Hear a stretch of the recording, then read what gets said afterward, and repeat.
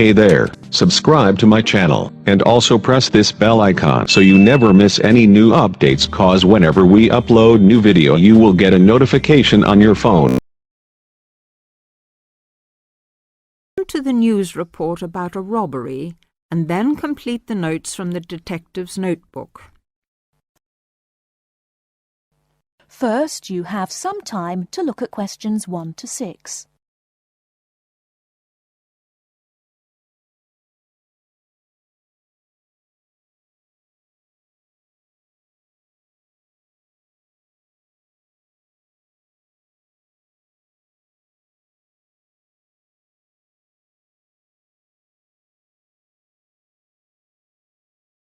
Now we shall begin.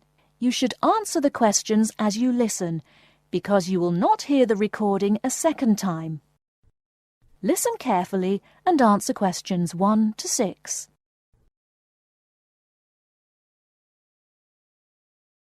There has been an armed robbery this morning at the Halifax Building Society's branch on Edward Street.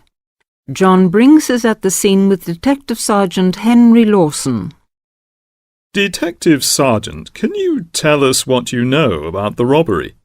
Yes, the raid took place this morning, shortly after 11:30, when a man accompanied by a woman went into the offices of the building society and asked to see the manager. There were no other customers in the building at the time. They were let into the manager's office, and the woman produced a gun from her handbag. Then they took the manager back out of his office and made him tell the cashiers to hand over all the money they had in the tills and in the safe. It came to about $25,000. Presumably, you have a number of witnesses. Yes, we have a good description of both of them. The man was about 1 meter 80 centimeters, around 35 years of age, with blue eyes and short curly red or ginger hair. He was wearing jeans, a green sweater, and a 3/4 length blue coat. When he spoke to the cashier when he came in, he called himself Mr. Erickson, but we doubt whether that is his real name. But we do know that may be his real name. He also spoke with a strong Scottish accent, which may help us to trace him. Before you hear the rest of the conversation, you have some time to look at questions 7 to 10.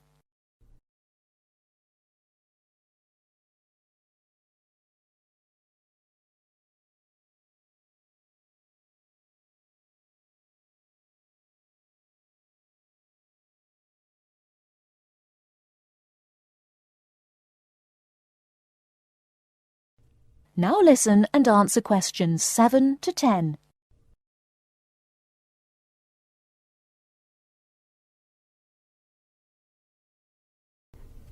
And what about the woman?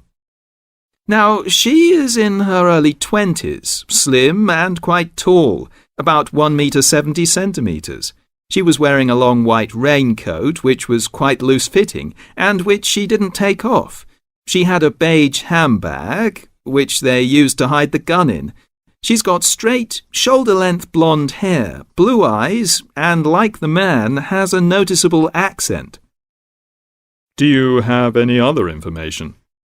Yes, the car they used was seen by 2 or 3 people. It's a blue or dark blue Ford Escort, and we have the registration number. And it's G595ERI. I'll say that again. It's G595ERI. Now, the car was stolen from Bishopstone just over a week ago, so if anyone has seen it in the last week, we would like to hear from them. We also know that the car's front left headlight was broken when it was stolen, and is still broken, we think. So, you would like information from the public about the car? Yes, and the people. We're appealing to anyone who thinks they may recognise the 2 robbers or know anything about the car. We've set up an incident room in Swindon, and the telephone number is 774529. So we would like people to ring us if they have any information. And of course, all calls will be dealt with in the strictest confidence. Thank you very much. Thank you. And the number again, if you have any information, is 774529. And now back to the studio.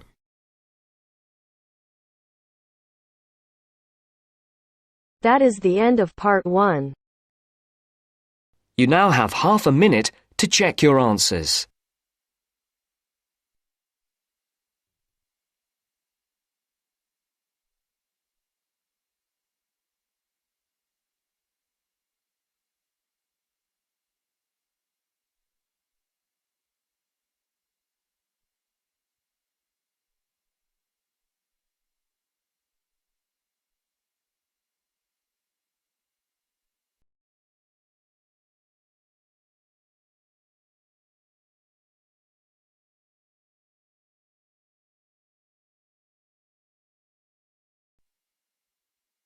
Now turns to part 2. Part 2. You will hear an extract from a talk about facilities for students with disabilities.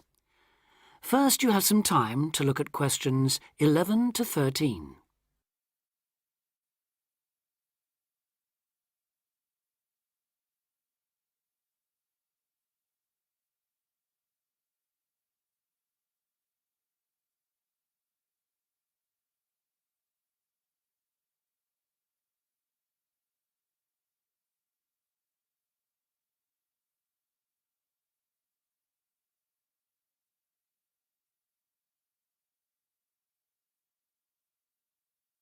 Now listen carefully and answer questions 11 to 13.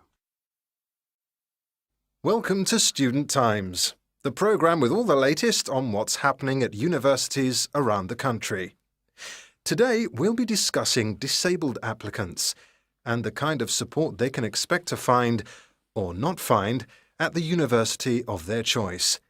With me to tell us more is Student Disability Advisor Sally Taylor. Good morning, Sally. Good morning, Hugh.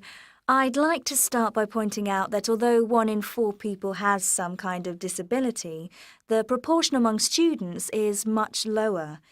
This is partly because most students are under 25 and many people only develop their disabilities as they get older, but it's also because some universities don't do much to encourage access.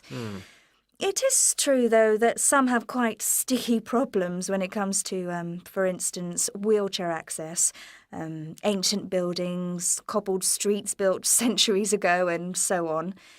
When faced with such a situation, some universities make an extra special effort to provide for students with particular disabilities, while others have specialist accommodation.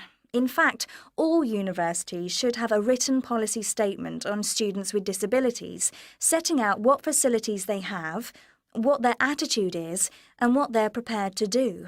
But having said that, only you can properly understand the challenges of any disability you have, and so before accepting a place at a university, or even while you're considering applying, if only to raise the university's awareness, it's good to talk to them and find out how much they can and will do for you. The problem is who to talk to. Most universities and some students' unions have a disability advisor who is supposed to know what facilities they already have and will help with further arrangements if necessary or possible. However, all too often this person is a token. Sometimes it's just an extra responsibility given to a secretary. They don't know what the situation is in practice, and they don't have any real authority to change anything. So, given that for any prospective student it's best to visit a university before applying, it's an especially good idea for students with disabilities or special needs to check whether the place really does come up to scratch. In general, the university should provide personal care and assistance, and there are certain key features to look out for if you have a particular disability, including the following. Before you hear the rest of the talk, you have some time to look at questions 14 to 20.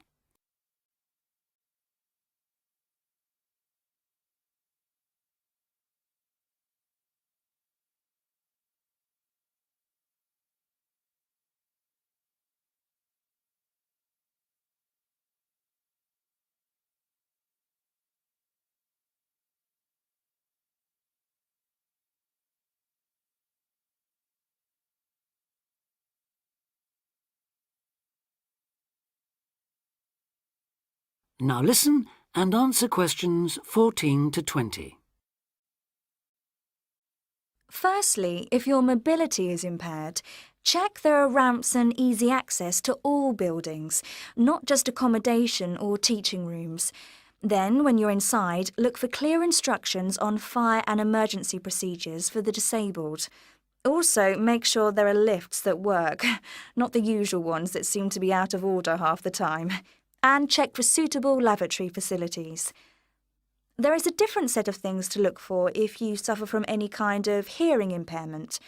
There should be induction loops in lecture theatres, flashing sirens in all rooms, and in accommodation, visual doorbells that light up when somebody calls round to see you. If it is your sight that is impaired, there obviously need to be braille translators of books and documents. In all buildings, the stairs, floors, doorways and windows must have clear markings, and there also have to be special fire and emergency procedures for you. If you suffer from dyslexia, you will need a computer for general use and in exams. And as exams may take you longer to complete, you should be allowed extra time in which to do so. This applies to work in general too. There are, of course, many other possible health difficulties that you may suffer from, such as diabetes, epilepsy, or heart conditions. If this is the case, check the availability of access to appropriate treatment, including medication and/or therapy. Finally, make sure that in the event of an emergency, it is clear what you and other people who may be involved have to do. That is the end of part 2. You now have half a minute to check your answers.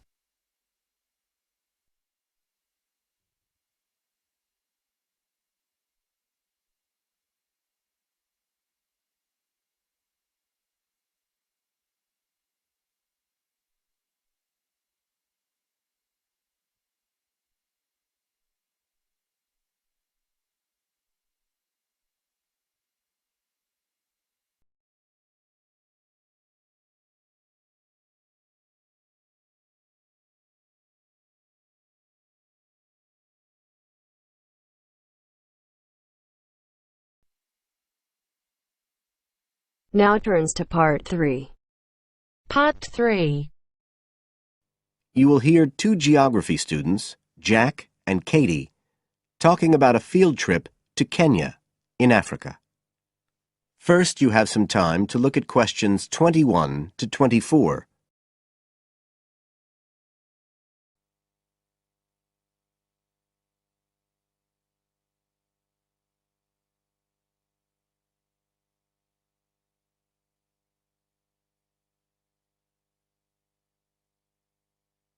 Now listen carefully and answer questions 21 to 24.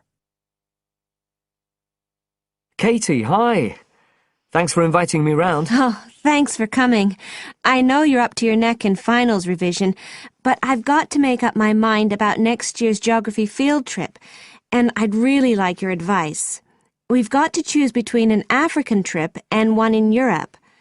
They've told us a bit about both trips in the lecture, but I really can't make up my mind, and I know you did the African one last year. That's right. So, where exactly did you go? I mean, I know it was in Kenya, in East Africa. Yes. Well, we were right up in the northwest of the country. It was beautiful. We stayed in a place called the Marich Pass Field Studies Centre. Right. Dr. Rowe said the accommodation was traditional African-style cottages. He had a special name for them. Bandas. Yes, they're fine. You have to share, 2 or 3 people together. They're pretty basic, but you have a mosquito net. They don't provide spray, though, so remember to take plenty with you. You'll need it. And there's no electricity in the field centre. You'll have hurricane lamps instead. They give a good light. It's no problem. What about places to study? Dr. Rowe said there was a library? Yes, but it's quite small. There's a lecture room as well, but most of us worked out in the open air. There are plenty of places outside, and it's so beautiful. You're right in the middle of the forest clearing. I gather it's a relatively unmodernized area. Definitely. They actually set up the centre there because it's on the boundaries of 2 distinct ecological zones. the mountains, where the people are mainly agriculturalists, and the semi-arid plains lower down, where they're semi-nomadic pastoralists. Before you hear the rest of the conversation, you have some time to look at questions 25 to 30.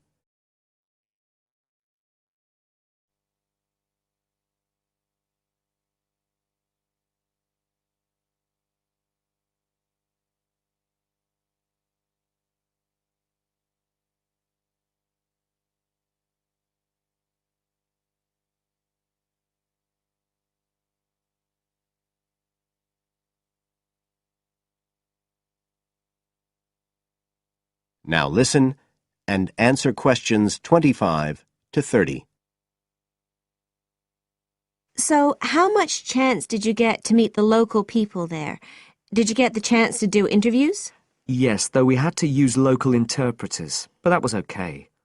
Then we did field observation, of course, looking at environmental and cultural conditions, and morphological mapping. What's that? Oh, looking at the surface forms of the landscape, the slope elements and so on. What about specific projects? Yes. After the first 2 or 3 days, we spent most of our time on those. We could pretty well do what we wanted, although they all had to relate to issues concerned with development in some way. People did various things. Some were based on social and cultural topics, like the effect of education on the aspirations of young people, and some did more physical process-based studies, looking at things like soil erosion.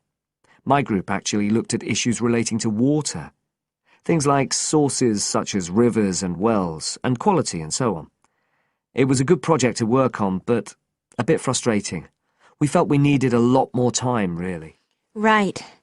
Dr. Rowe did say something about limiting project scope. Yes, he told us that too at the beginning, and I can see why now. What else? Well, we had some good trips out as part of the course. We went to a market town, a place called SAGOT. That was to study distribution. And to look at agricultural production, we went to the Weiwei Valley. That's an important agricultural region. And what about animals? Did you have a chance to go to a national park? Sure. We did a trip on the last day, on the way back to the airport at Nairobi. But actually there was lots of wildlife at the field centre. Vervet monkeys and baboons and lizards. It does sound good. It was excellent, I'd say. In terms of logistics, it was very well run. But it was more than that. I mean, it's not the sort of place I'd ever have got to on my own. And it was a real eye-opener. It got me really interested in development issues and the way other people live. I did find it frustrating at the time that we couldn't get as far as we wanted on the project. But actually, I'm going to follow it up in my dissertation. So it's given me some ideas and data for that as well. So you'd say it was worth the extra money? Definitely. That is the end of part 3. You now have half a minute to check your answers.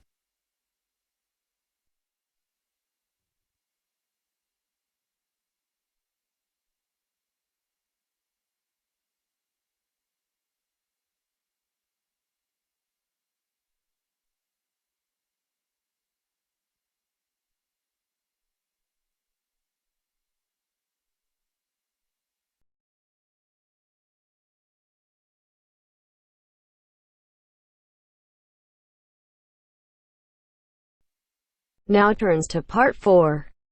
Part 4. You will hear an extract from a talk about student health, and specifically about ways to avoid headaches. Listen to what the speaker says and complete the summary. First, look at questions 30 to 40.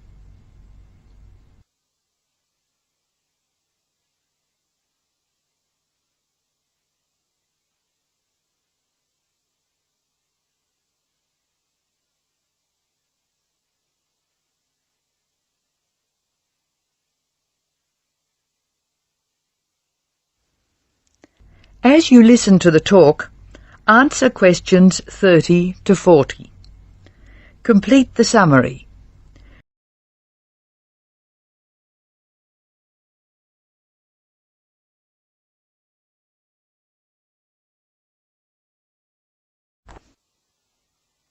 Hello, welcome to the Student Orientation Programme.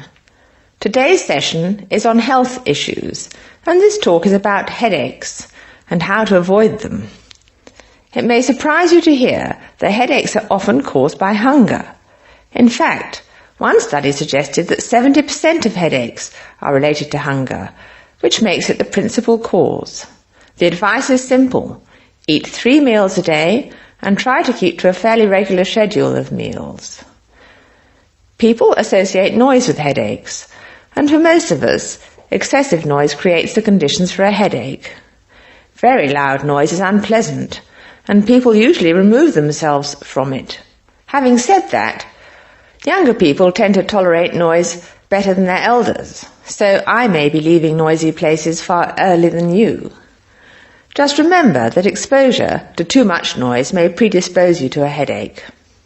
Of course, we all associate headaches with studying. In fact, the headache probably doesn't come from the studying so much as from being tense. When we study hard, we often hunch over our work. Try raising your shoulders and tensing them, and now relax. Can you feel how much more comfortable a relaxed stance is? Another thing, it's very important to check that you are working in a good light. It will not actually hurt your eyes to work in a bad light, but it will make you tired very quickly and is very likely to give you a headache. What's more, if you have the book flat on a desk in front of you, it will be harder to read, and you'll have to hold your head at an odd angle. It is wise to have a book rest, which raises the material you are reading 45 degrees to the desk. This will help reduce your chance of a headache. Try to relax before bed so that you will be relaxed when you try to sleep. A soak in a hot bath may be helpful. It's also important to really sleep when you go to bed. A good mattress is a wise investment for people who want to avoid headaches. This talk seems to keep coming back to tension. Tension may cause you to chew too forcefully, clench your jaw or grind your teeth, and this in turn may lead to headaches.